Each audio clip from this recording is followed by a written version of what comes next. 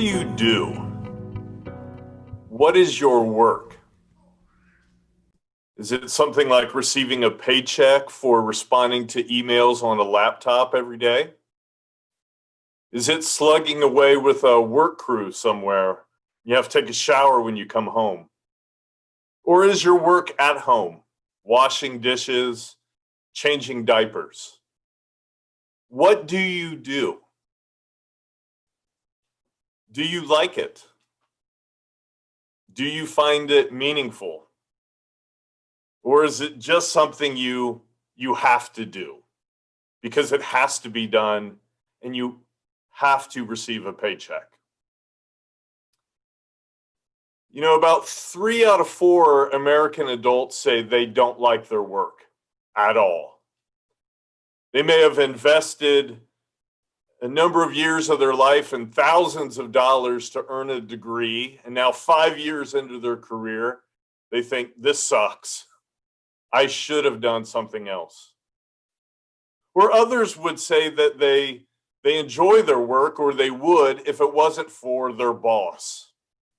If he would only retire or, get hit by a bus, everything would be okay. But because of him, they struggle to get out of bed every day and go to work. Or others say they just wish they had something that they could count on. Every time the economy hiccups, they lose their job. And the most uncomfortable thing for them is when they are in any social setting and someone asks, "What do you do for a living?" You know, you will spend more of your life working than doing anything else. More than eating, more than sleeping, even more than hanging out with your friends and family. How is that going for you? Your work? Do you find it meaningful? Do you enjoy it? We're continuing on today with a teaching series called Place for Purpose, where we are kind of exploring our ordinary contexts of life and seeing if it's possible that they could actually be transformed into places or contexts of meaning, maybe even arenas where we could possibly find our Creator. Now, obviously, today we're going to talk about our careers or our job or our work. And something we are going to try that's maybe a little different this morning is when the teaching is over, we're going to have a little bit of time for kind of questions. If there's something I said you have a follow-up question on, maybe you have a kind disagreement, you want to push back on me a little bit. When we come to the end, you can put in the chat any questions you have, and I will take a few minutes to try to respond to some of them. This morning, we're going to look briefly at the book of Genesis. It's the first book of the Bible. It's really about origins as human beings. It's about where we come from and why. Why are we here?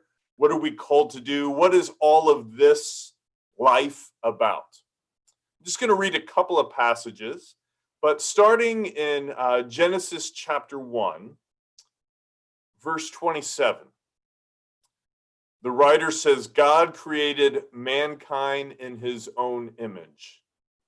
In the image of God, he created them, male and female, he created them.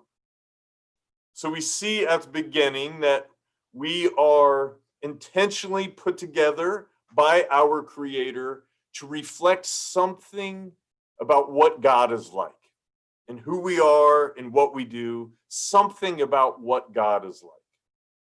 Skipping over to the next chapter, Genesis 2, verse 15, says, the Lord God took the man and put him in the Garden of Eden to work it and take care of it.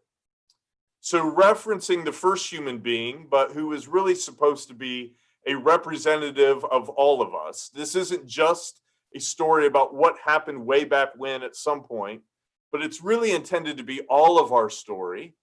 It says the first man was placed in the garden to work it. So do you see what this is implying here? That the whole reason that you and I exist, our entire reason for being at all is to reflect the goodness and the beauty of our Creator through these small little ways of how we go about working to bless other people. Because, I mean, this is what gardening is, right? It's taking some natural materials with a little bit of planning and some elbow grease and putting in some effort and trying to create something beautiful or maybe tasty for other people. This is what work is. And Genesis is saying that our work, what we do, cultivating things to bless other people, to reflect who our Creator is intended to be the most meaningful aspect of our existence. The most meaningful thing of our lives is intended to be our work.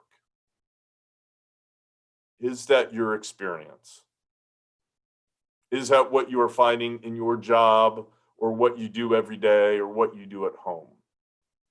Meaning. Skipping down a little further in the book of Genesis, chapter 3, we see it all kind of go wrong. Beginning in verse 17. God speaking here says to the first man, "Because you ate fruit from the tree about which I commanded you, you must not eat from it. Cursed is the ground because of you. Through painful toil you will eat food from it all the days of your life. It will produce thorns and thistles for you. By the sweat of your brow you will eat food." So now everything goes wrong in the story. We were made for meaningful work to reflect the goodness of our Creator by doing things to bless other people. But the story says that we assumed that we could live life without our Creator, without intimately trusting Him, that we could figure out a different purpose, a different meaning for our life. But because we did, everything just kind of goes to crap. Not because I think our Creator was literally trying to make life hard on us because we did wrong, but this is what we've done to ourselves. We take on a different purpose and meaning in life, and now our work is just not the same. We've turned it into something it wasn't intended to be. Now, I know for contemporary modern people, this story can seem a little strange. But at least for a few minutes, just try to assume that Genesis is on to something when it comes to our work or our jobs or our vocation. And I think there's three things that we could do that this passage is hinting at to make our work more meaningful and therefore our lives in general. So number one, make work a priority.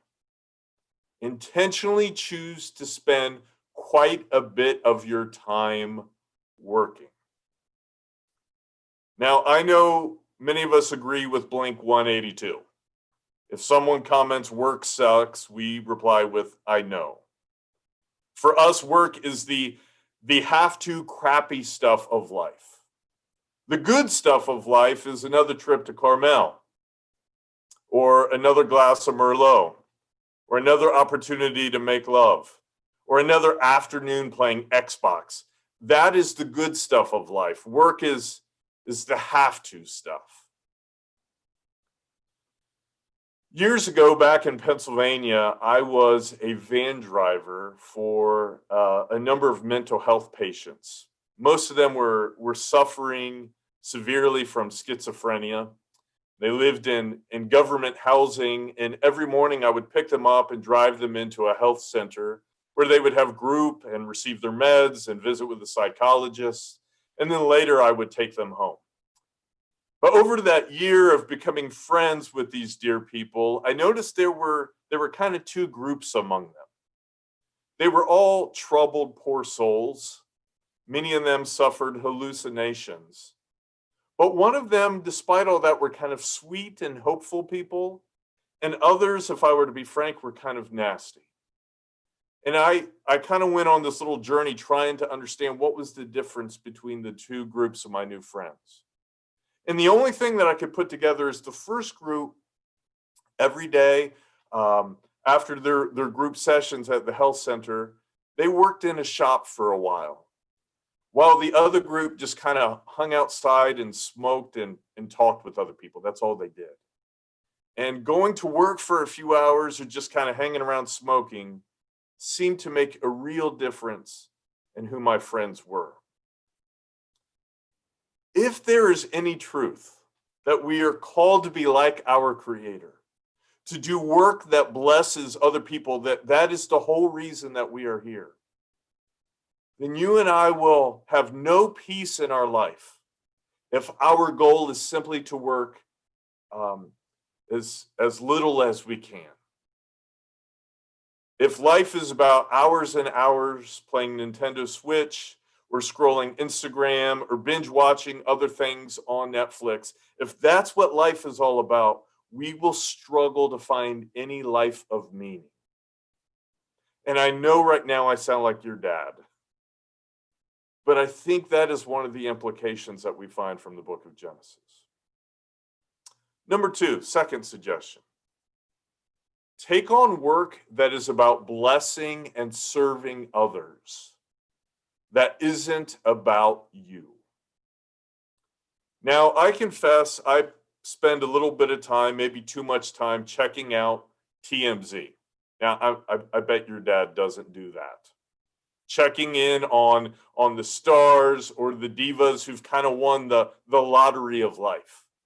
These beautiful people who make millions of dollars getting to be fabulous for all the rest of us.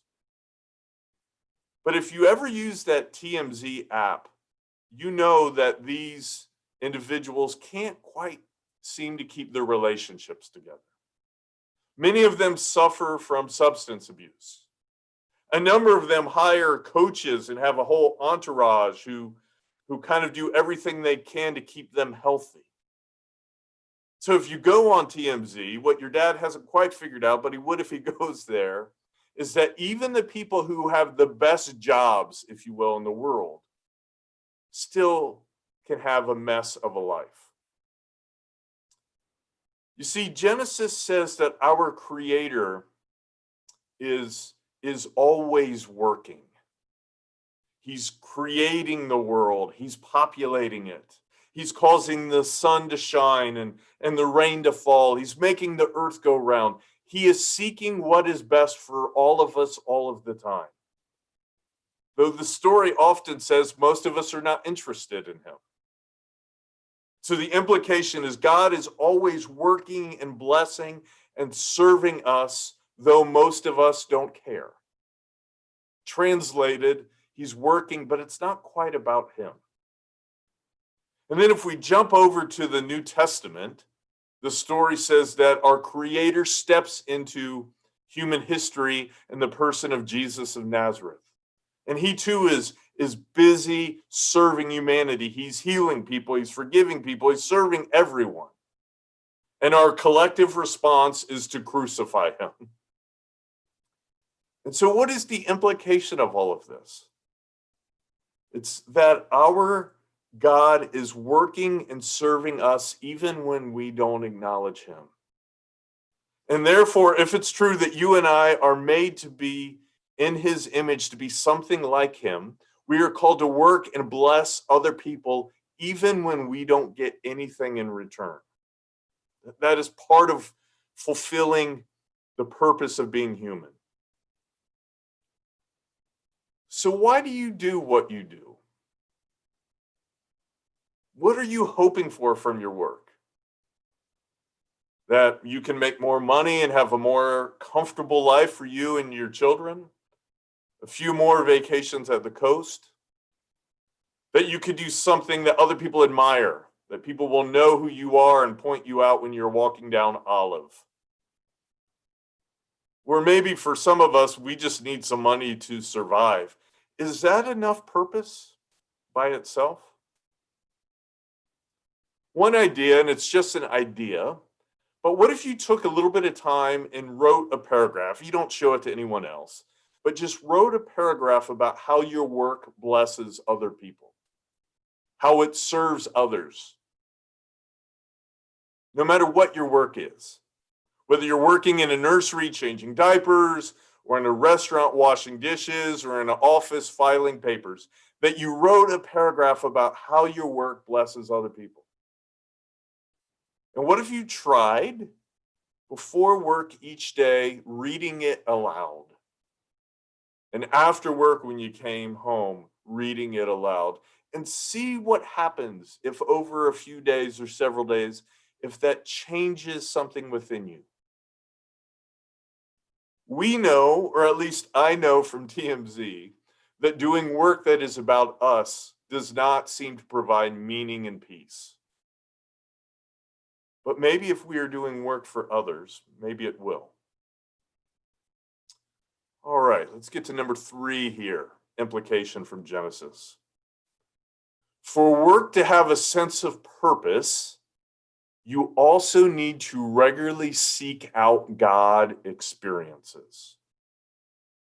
Again, this early ancient book of Genesis says we are made for work to bless others while being in personal connection with our Creator.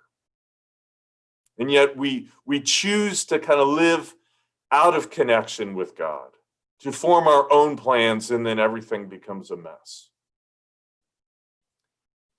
You know, personally connecting with our Creator intentionally changes things, changes us, kind of gives us a bigger picture or a bigger perspective on our life or what we are up to.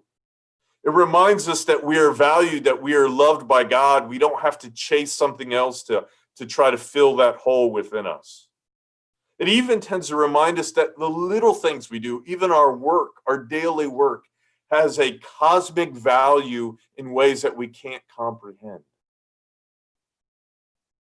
But the scriptures say if you and I are not living in that regular personal interaction with God, we become warped in the way we see our lives, including how we see our work. I know some of you are wore out. You're burned out. You've been having a hard time. But maybe what you need isn't a break so you can take a longer bath or being able to sleep in a little bit more. Maybe what you are missing is intentionally making time to connect with your Creator. Maybe that is why work is doing this to you, because you are out of alignment with what was always intended for you. So what do I mean about having personal connections with your Creator? Does that mean logging into Zoom church more often? It might. Does that mean reading the Bible personally more often? It may, but not necessarily. There's all different kinds of ways of connecting with our Creator because there's all kinds of different people. We all have different stories and different personalities. I would describe a God experience as any chosen activity that you engage where afterwards you feel more thankful for your life and you have an increased motivation to serve other people that you don't naturally like. Those are the signs of having a personal God connection. We are more contented in who we are, and we have a growing desire to serve other people that we don't always agree with. And I would say whatever experience does that for you, you need. And for some of us, that might be formally praying. For others, that might be going for a run. For others, that might be listening to some kind of positive music. For others, it might be journaling. Whatever form that takes helps you to be thankful and gives you more desire to serve other people. You need that. Look, I know work often sucks. But consider these implications from this early book of Genesis. Consider seeking out actually more work instead of another buzz. Consider how your work is blessing others instead of what it's doing for you. And consider making plans intentionally to have regular God experiences. If you take on all three of these for a month and you still say your work sucks, let me know and I will get you dinner. I won't cook it, don't worry. I will buy you dinner and have it shipped to your house.